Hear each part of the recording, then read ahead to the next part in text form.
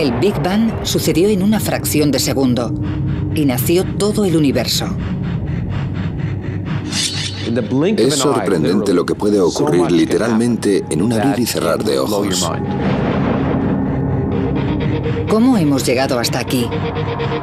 ¿Y de qué está compuesto el universo? El secreto de la creación, el secreto de todo está encerrado en ese primer segundo.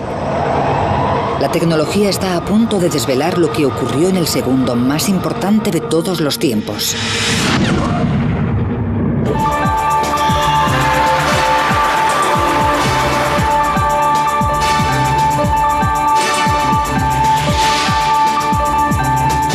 Ciencia al desnudo, el Big Bang. En el principio no hay nada, ni materia, ni energía, ni siquiera espacio vacío, porque el espacio en sí mismo no existe. El tiempo no pasa porque no existe. De la nada aparece una bola de fuego más pequeña que un átomo.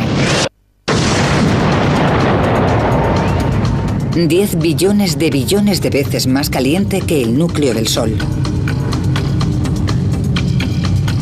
Lo que se convertirá en el universo explota desde una concentración millones de veces más pequeña que la punta de un alfiler.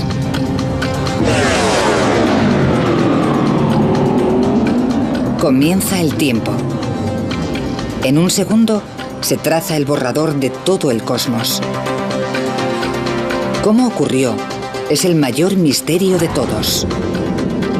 El profesor Lawrence Krauss ha dedicado su carrera al estudio del primer segundo después del Big Bang. Si queremos entender nuestro lugar en el universo, tenemos que volver al principio absoluto y descubrir cómo ocurrió todo.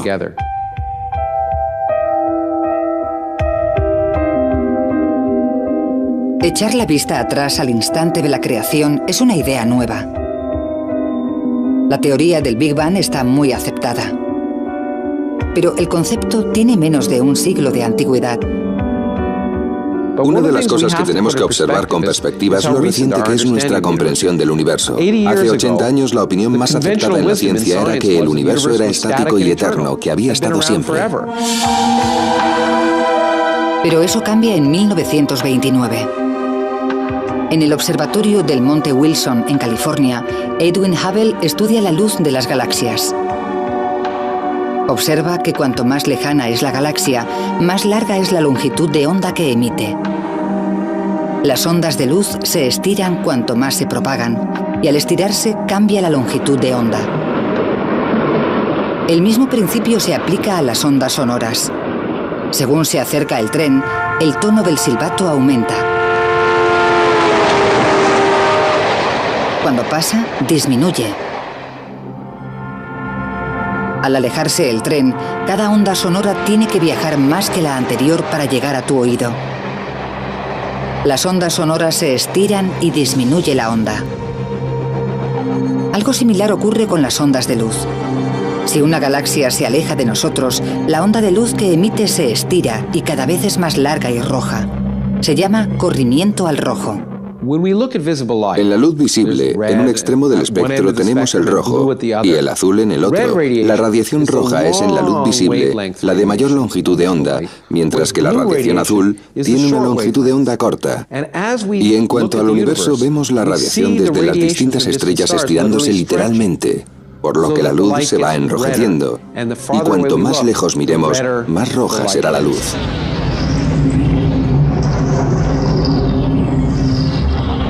Las galaxias que nos rodean han cambiado a esta luz roja. Todas las galaxias lejanas, en todas direcciones, se están alejando de nosotros. Casi todas las galaxias se están alejando a más de 1,5 millones de kilómetros por hora. Si las galaxias se separan velozmente unas de otras, en algún momento deberían haber estado juntas. El universo se expande hacia afuera desde un solo punto. Es la primera prueba de que el universo tuvo un principio. El descubrimiento de Hubble condujo a un concepto radical, la teoría del Big Bang.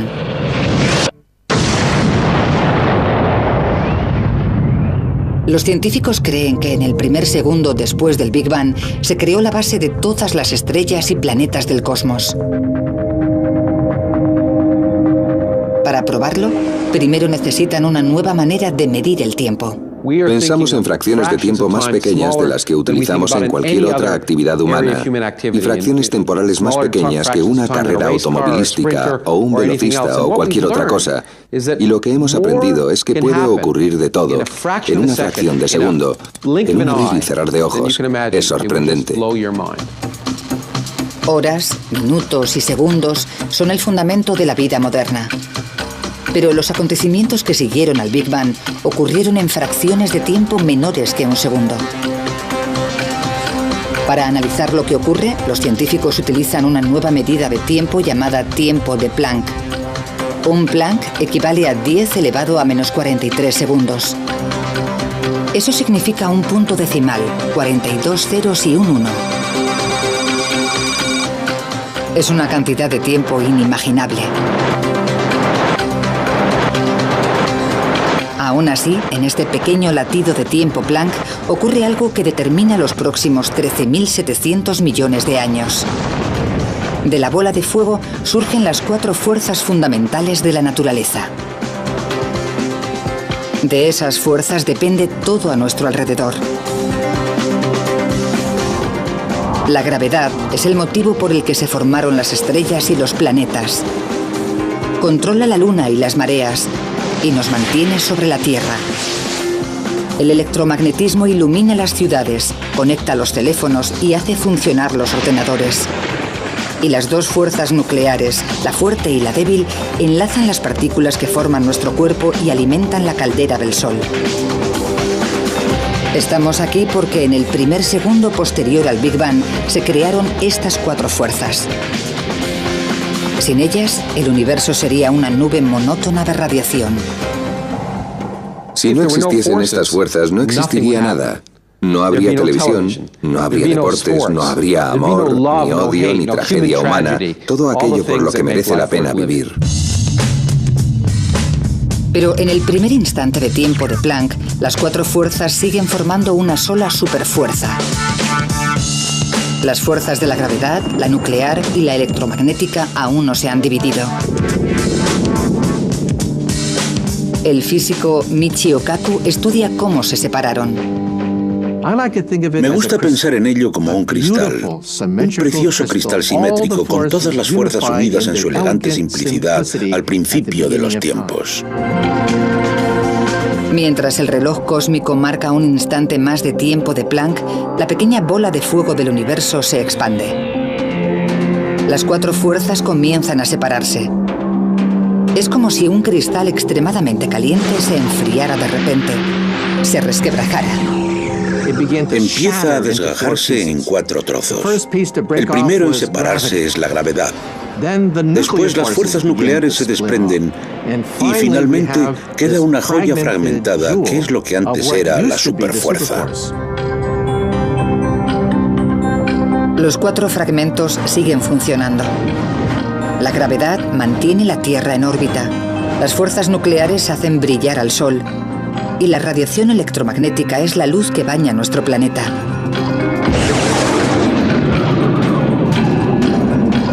Solo hemos avanzado fracciones de segundo en nuestro viaje y ya se han establecido los cimientos de nuestro mundo. La bola de fuego del universo sigue siendo más pequeña que un átomo y está a 1000 billones de grados. Para descubrir cómo se expande el universo, los científicos utilizan telescopios tan potentes que pueden ver el pasado. Cuando el astrofísico David Spergel mira hacia arriba, ve historia. Cuando miramos al espacio, volvemos atrás en el tiempo. La luz viaja a una velocidad finita, así que la que vemos del Sol tarda unos 8 minutos en llegar hasta aquí. No vemos el Sol tal y como es, sino como era hace 8 minutos. Cuando de noche vemos las estrellas cercanas, podrían estar a 10 o 20 años luz. Las vemos como eran hace 10 o 20 años. Cuanto más lejos podamos ver en el espacio, más cerca estaremos del Big Bang. La luz de las estrellas lejanas tarda miles de millones de años en llegar hasta nosotros. Se estiran tanto en el trayecto que se convierten en ondas electromagnéticas.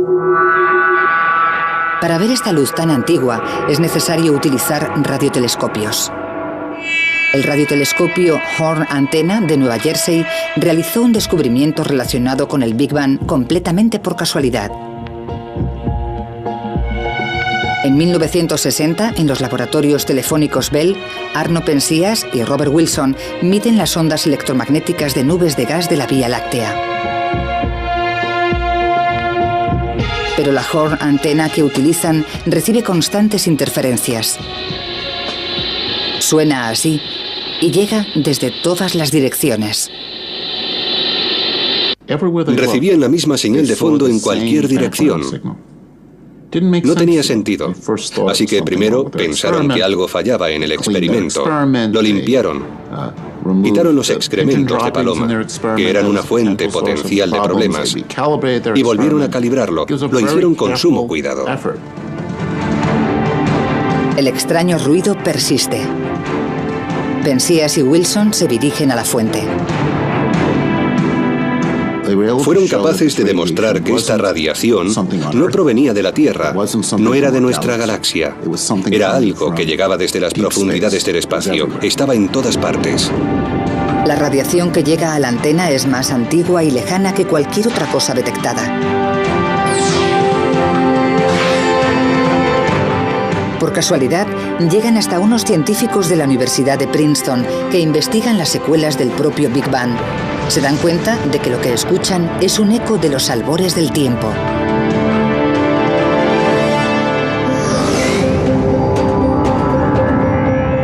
El Big Bang fue tan potente y tan caliente que aún quedan vestigios de ese calor. El calor comenzó como una radiación de rayos X extremadamente caliente. Al estirarse y enfriarse, se convirtió en luz visible, cambiando de azul a rojo, convirtiéndose en microondas y finalmente en ondas electromagnéticas. La radiación apenas perceptible se dirige constantemente a la Tierra. Se llama radiación de fondo de microondas cósmicas o CMB. La radiación de fondo de microondas cósmicas es el eco de la propia creación, las brasas, los rescoldos de la onda de choque original que creó el universo. Si nuestros ojos captaran microondas, podríamos ver esta radiación, y cada noche contemplaríamos el Big Bang. Mirando al cielo veríamos una explosión. Más de 13.000 millones de años después, hay una manera de observar este brillo cósmico a simple vista. Enciende la televisión, no sintonices ningún canal. Un porcentaje de la electricidad estática que se ve en la pantalla es radiación del Big Bang. Esta radiación cósmica está relacionada directamente con el Big Bang. También revela que el universo entró en una nueva fase. En menos de una billonésima parte de un segundo después de su creación. La radiación cósmica es la clave para descubrir qué ocurrió después.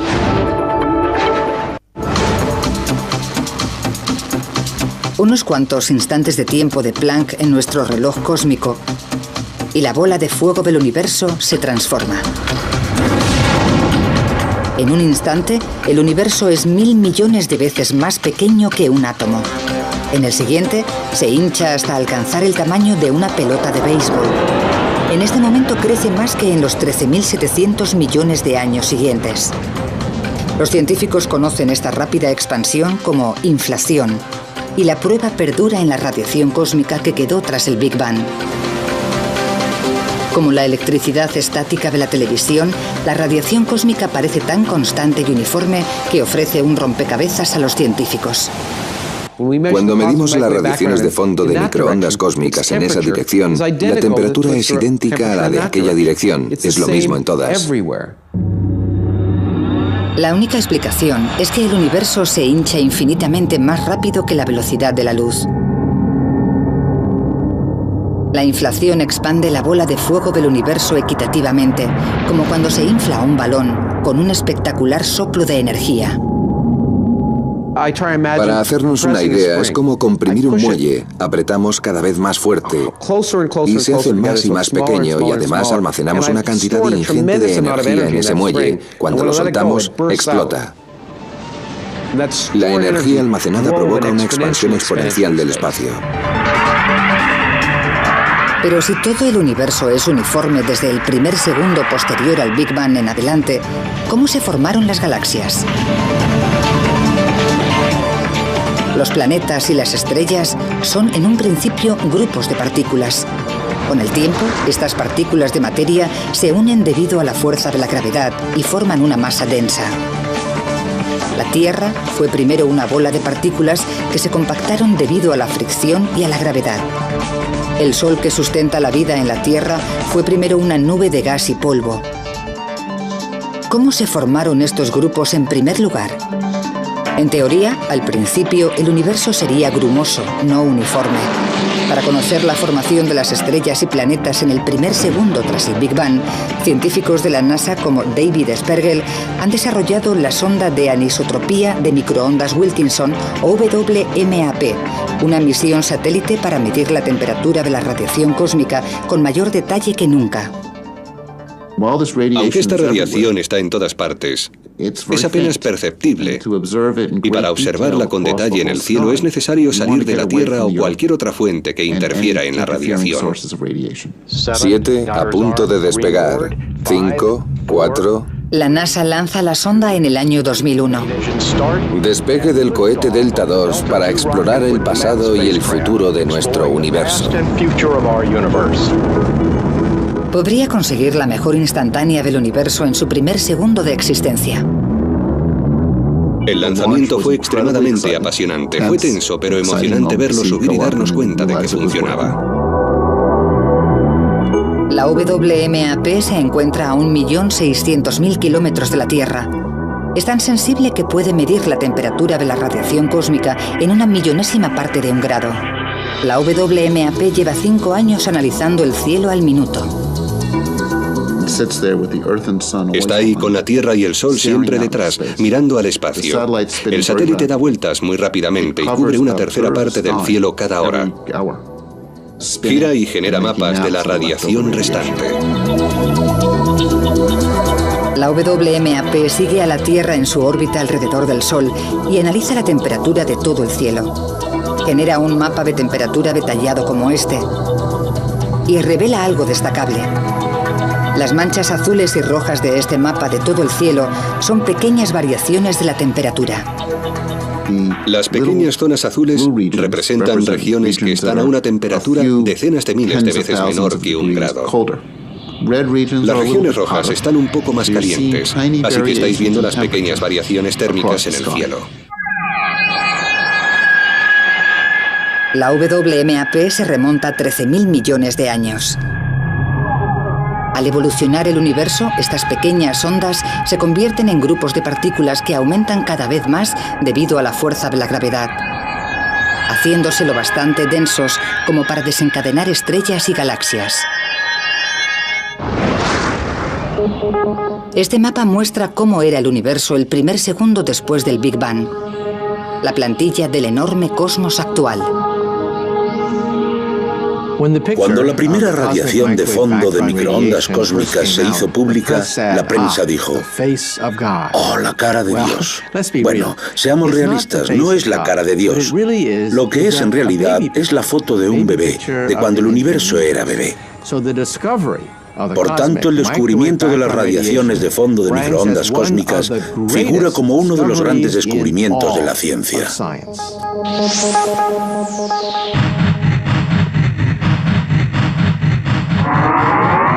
Menos de una trillonésima parte de un segundo después del Big Bang, la bola de fuego del universo se expande rápidamente. Es un globo ultracaliente que cabría en la palma de la mano. El universo bulle de energía y radiación. Pero al expandirse y enfriarse el universo del tamaño de la palma de una mano, se empieza a formar algo nuevo.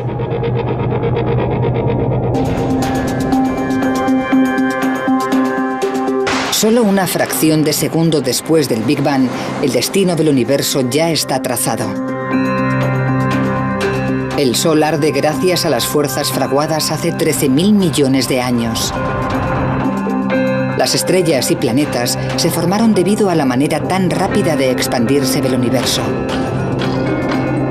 La ciencia puede localizar el rastro de todo lo que vemos ahora hasta el primer segundo de la creación. Pero estamos aquí gracias a lo que ocurrió en los pocos instantes de tiempo de Planck. El universo está inundado de los componentes de la materia. Hasta el momento, según el reloj cósmico, el universo de los comienzos no era nada más que energía. ¿Cómo se convirtió esa energía pura en materia? Todo lo que te rodea está compuesto de materia. Donde estás sentado, el aire que respiras, todo el planeta está compuesto de materia, y la materia está compuesta de átomos. Y en el primer segundo después del Big Bang, se crean los ingredientes de los átomos. Pero, ¿cómo apareció la materia? Es algo que siempre ha desconcertado a los científicos. Hasta 1905, el momento en que Albert Einstein propone su ecuación más famosa. E es igual a m por c al cuadrado. La ecuación de Einstein nos dice que la energía, E, y la materia, m, son diferentes representaciones de lo mismo. La materia y la energía son intercambiables. Algunos científicos utilizaron posteriormente esta ecuación para crear el arma más destructiva de la historia, la bomba atómica. Da una pista de lo que ocurrió en el primer segundo. En una explosión nuclear, las partículas de materia se separan para producir una enorme cantidad de energía. Durante el Big Bang ocurre exactamente lo contrario. Una enorme cantidad de energía se transforma en materia. La ecuación de Einstein conduce a una conclusión. Mientras el universo bebé se expande y enfría, la energía pura del Big Bang se convierte en las partículas de materia que nos conforman.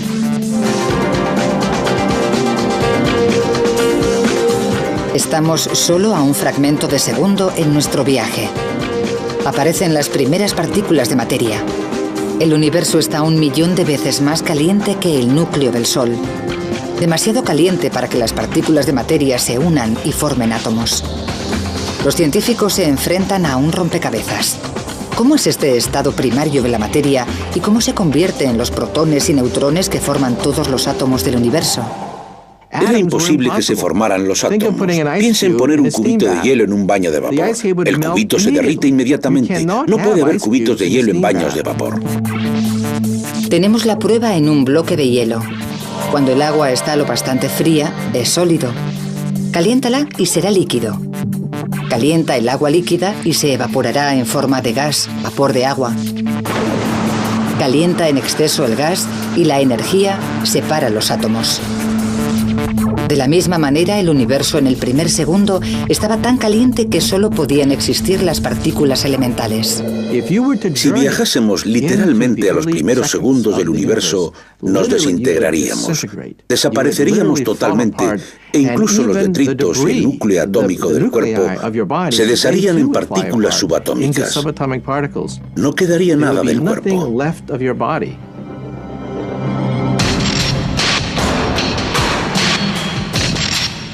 Solo hay una manera de ver los elementos que dieron lugar a la materia en el primer segundo posterior al Big Bang. Los científicos tienen que recrear las condiciones del Big Bang.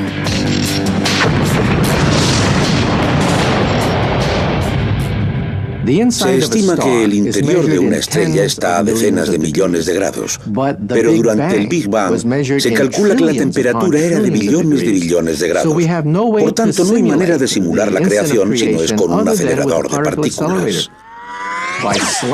Chocando protones entre sí, podemos generar temperaturas que no se han dado desde el comienzo mismo del universo. Por tanto, los aceleradores de partículas son el único instrumento para poder simular la génesis.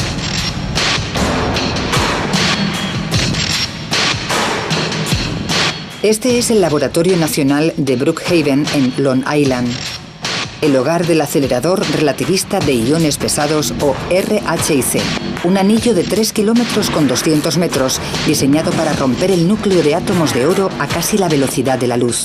Con el acelerador de partículas hacemos chocar las partículas subatómicas. Como consecuencia obtenemos una tremenda lluvia de detritos. Y queremos entender lo que significa, queremos saber lo que hay dentro, qué se esconde en esa colisión. La energía de la colisión es colosal. A pequeña escala genera el universo embrionario en el primer segundo. ¿Cómo? Desgajando el núcleo del átomo en los protones y neutrones que lo componen. La energía es suficiente para romper los protones y los neutrones. En el interior, los científicos descubren las partículas elementales de la materia, partículas diminutas llamadas quarks. Pero son tan pequeñas y se mueven tan rápido que es difícil seguirlas. Si los científicos pudieran descubrir cómo se comportan los quarks, desvelarían el secreto de la propia materia. El descubrimiento podría revolucionar la medicina y relanzar el programa espacial. El proyecto comienza en el año 2000. Al colisionar los núcleos de los átomos, se genera un chorro caótico de partículas. Se tardan 5 años en analizar los datos. Los resultados llegan en 2005. Son impactantes. Al hacer chocar los núcleos de átomos de oro entre sí, esperábamos encontrar un gas. La sorpresa fue que no era un gas. Lo que encontramos era más bien líquido. Impactó bastante porque ahora, cuando empecemos a simular el universo en sus comienzos, tenemos que deshacernos de la imagen mental de partículas subatómicas de gas. Sabemos que es más como un líquido, literalmente como una sopa.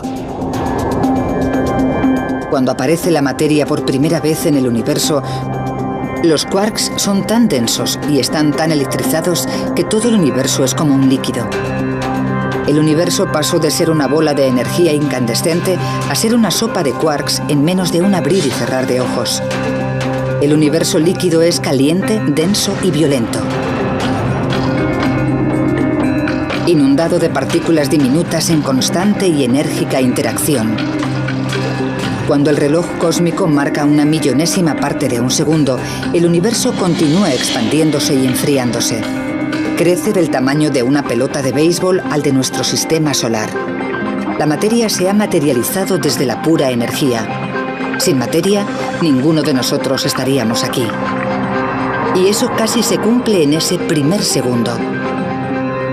Algo está a punto de destruir toda la materia del universo. El Armagedón se está fraguando. Una fracción de segundo después del Big Bang, el universo está inundado de las partículas elementales de los átomos. Estas partículas diminutas de materia deben sobrevivir en un campo de batalla. Todo a nuestro alrededor está compuesto por la materia que se creó a raíz de la energía que generó el Big Bang. Cada molécula, cada átomo, cada quark. ¿Cómo acabamos con un universo así, con tanta materia? Es una de las grandes preguntas. El acelerador de partículas podría revelar la respuesta. Cuando se recrea el primer segundo, se generan dos tipos de materia a partes iguales. Una es del tipo de materia que observamos a nuestro alrededor. La otra es lo contrario.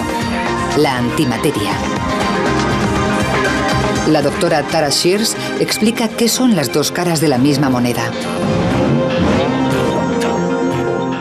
Esta manzana está compuesta de materia y sabemos que cada partícula del universo tiene una pareja de antimateria que se creó en el Big Bang.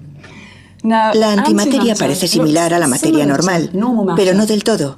De hecho, es como su reflejo en un espejo. Por tanto, una antimanzana sería así.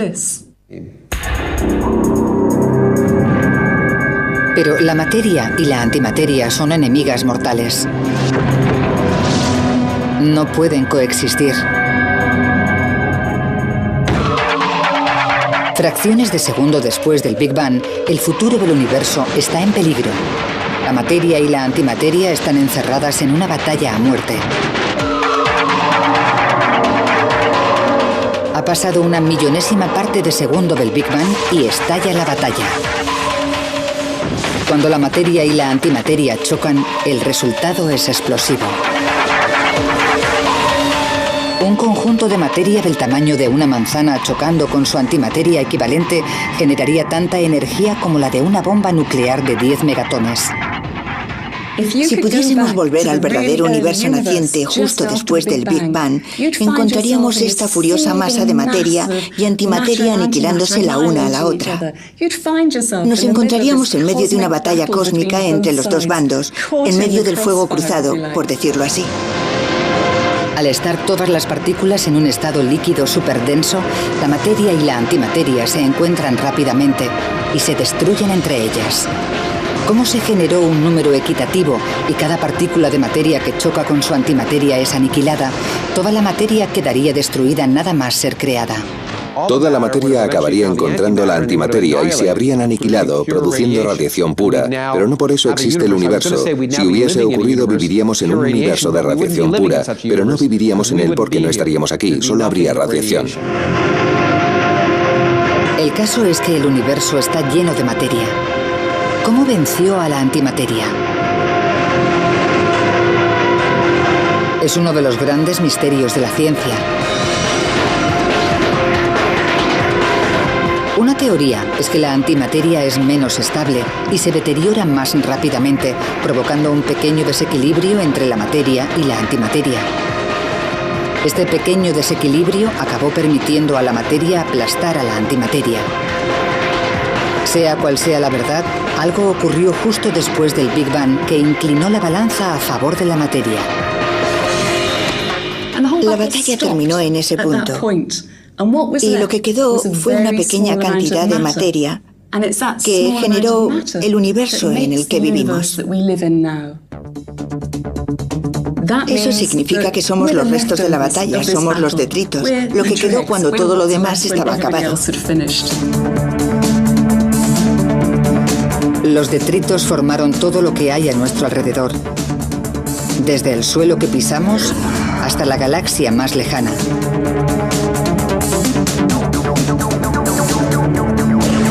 Cuando el reloj cósmico se acerca al final del primer segundo, las cuatro fuerzas de la naturaleza se han desgajado de la superfuerza única. Se ha decidido el ganador de la batalla entre la materia y la antimateria, y las ligeras ondas de temperatura que se extienden por el universo implican que durante los siguientes 1000 millones de años, la gravedad unió grupos de materia para formar las galaxias. Pero sigue habiendo un misterio, y grande. Sabemos cómo se formaron los componentes elementales de la materia, pero no sabemos lo que concede fundamento a todo en el universo. Sabemos mucho sobre el primer segundo, pero falta una pieza del puzzle. ¿Qué confiere masa a todo lo que hay en el universo? La masa hace difícil que algo se mueva, pero también que pare. Cuando nos acercamos a la Tierra, la gravedad actúa sobre nuestra masa. En la Luna, la gravedad es más débil, por eso los astronautas se mueven más lentamente, pero su masa es la misma que en la Tierra. Incluso si un objeto no pesa nada, sigue teniendo masa. Algo debió de haberse creado en el primer segundo para conceder masa a las partículas, pero los científicos no lo han descubierto. La masa es la verdadera columna vertebral de la vida. Si no hubiera masa, el universo solo estaría compuesto de radiación y nada se uniría para formar objetos como tú o yo, o las cosas que hacen interesante el universo. Sería un universo difuso, lleno de radiación, pero muy aburrido.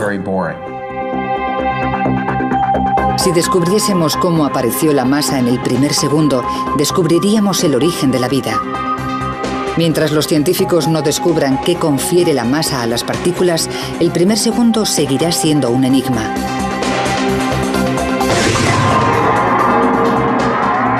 Nuestro Nuestro viaje casi ha acabado, pero falta una pieza del puzzle que ha confundido durante décadas a los científicos. En 1964, en la Universidad de Edimburgo, el físico Peter Higgs propuso una teoría revolucionaria. Sugiere que un campo de fuerza invisible se extiende por el universo en el primer segundo, dando masa a las partículas. Se conoce como el campo de Higgs. Cuando las partículas se relacionan con él, adquieren masa. Por ejemplo, si empujamos un coche que se ha quedado sin gasolina en la carretera, puedo conseguir moverlo y que avance, pero si estuviéramos en el barro, pesaría mucho más. No podríamos empujar tanto, actuaría como si fuese más pesado. Pues bien, pensamos que las partículas tienen masa por una razón similar. Tenemos el campo de Higgs y algunas partículas que reaccionan ante él de manera menos violenta y son más fáciles de empujar, por lo que se comportan como si pesasen menos. Las partículas que reaccionan más violentamente son más difíciles de mover y actúan como si fuesen más pesadas. Como el barro, el campo de Higgs se pega a todo. Cuando las partículas entran en el campo, ganan masa. Cuanto más contacto tengan con el campo, más masa ganarán. Los científicos creen que al campo de Higgs le arrastran sus propias partículas. Los periodistas la llaman la partícula de Dios. Los científicos la llaman el bosón de Higgs.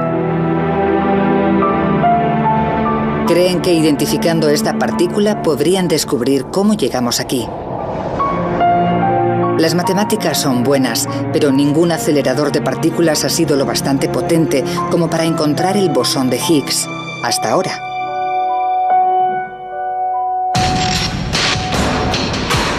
En las profundidades del campo de Ginebra, en Suiza, se encuentra el experimento humano más caro, el Gran Colisionador de Hadrones, o LHC. El acelerador de partículas más grande del mundo y la mayor oportunidad para encontrar el Higgs perdido.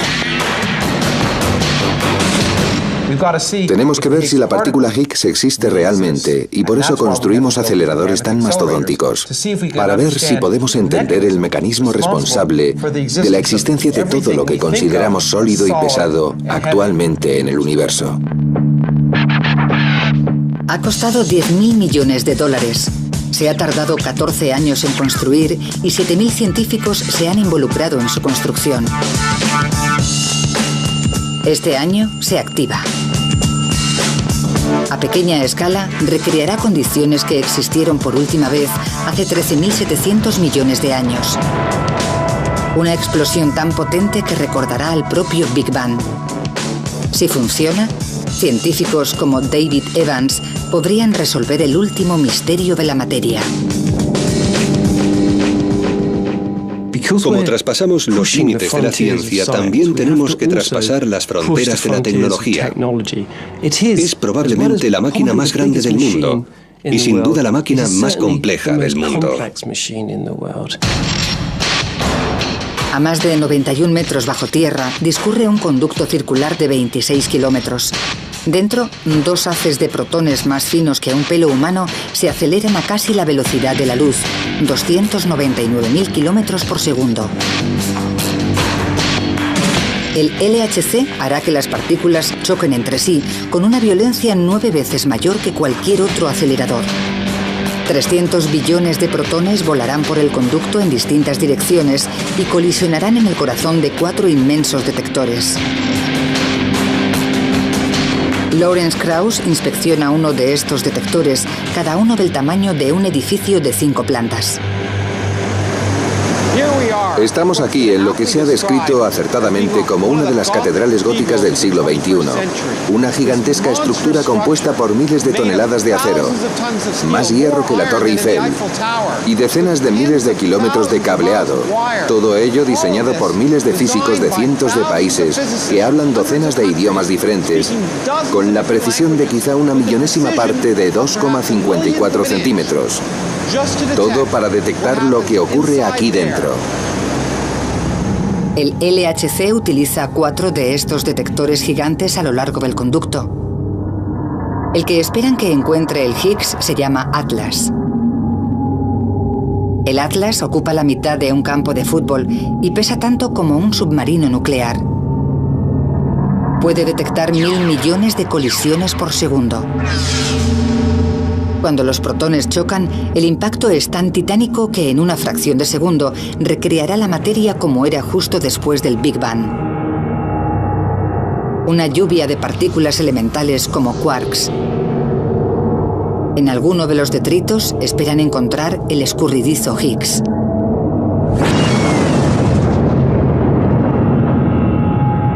Pero encontrar una partícula en esta tormenta es como encontrar una mota de oro en una playa. El Higgs es tan diminuto y tiene una vida tan corta que el detector no lo localizará directamente.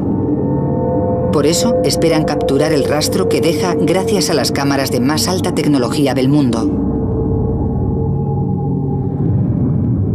Cuando vemos una estela en el cielo, observamos la columna de humo, pero ¿dónde está el avión? No lo vemos porque es demasiado pequeño. Lo mismo ocurre con los detectores.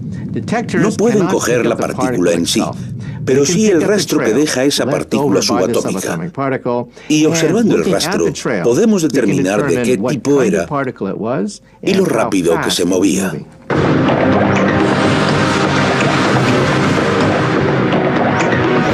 El LHC nos proporcionará más información que cualquier otro instrumento del planeta. En un solo segundo, la cantidad de información que sale de las colisiones en el LHC y que manejarán estos detectores será mayor que la información contenida en todas las bibliotecas de todos los países del mundo. Esa información puede contener el secreto de la masa, la pieza que nos falta por conocer del primer segundo del universo y la puerta de acceso a la ciencia del futuro. Para procesar toda esta información, el LHC utiliza la mayor red de superordenadores del mundo. Aún así, la investigación podría tardar años, pero la espera merece la pena.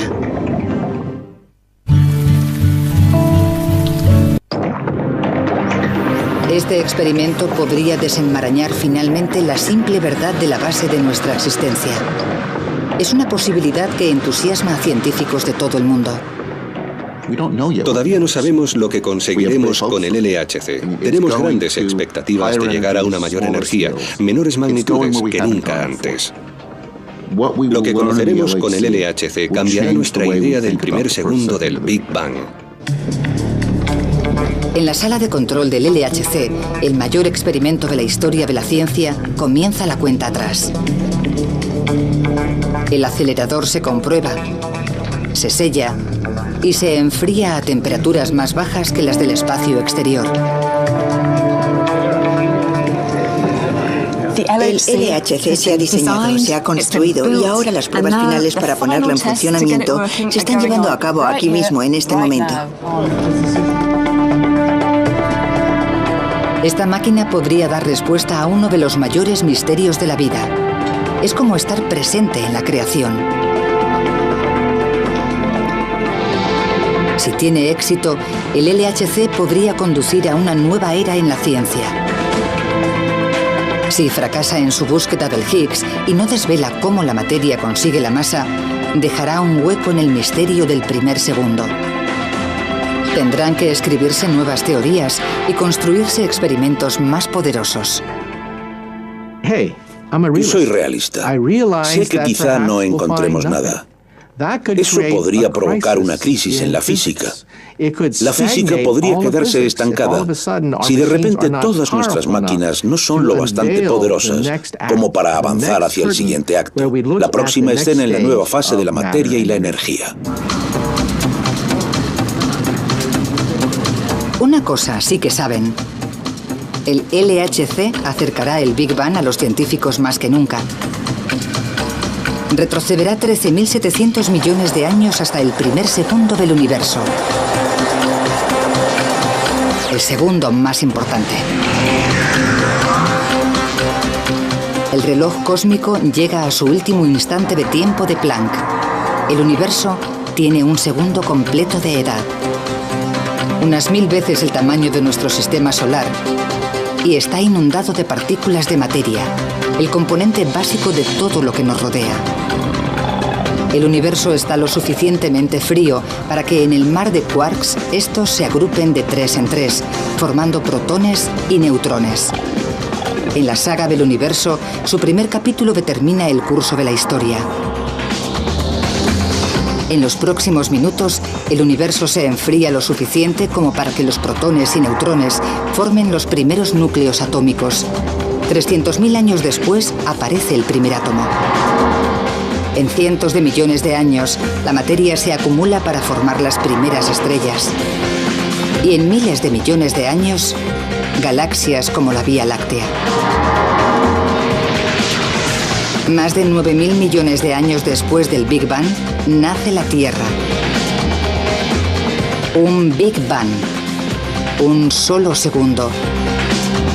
La génesis de todo. Para cuando acaba el primer segundo, el resto de la historia cósmica ya está escrito, incluido en última instancia el futuro del universo.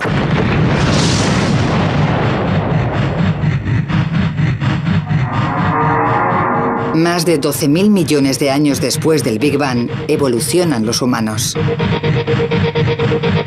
Una especie con la capacidad intelectual de preguntarse ¿cómo hemos llegado aquí y de qué está compuesto el universo? Este año, la ciencia está más cerca que nunca de descubrir la respuesta. Y el secreto yace en el primer segundo épico.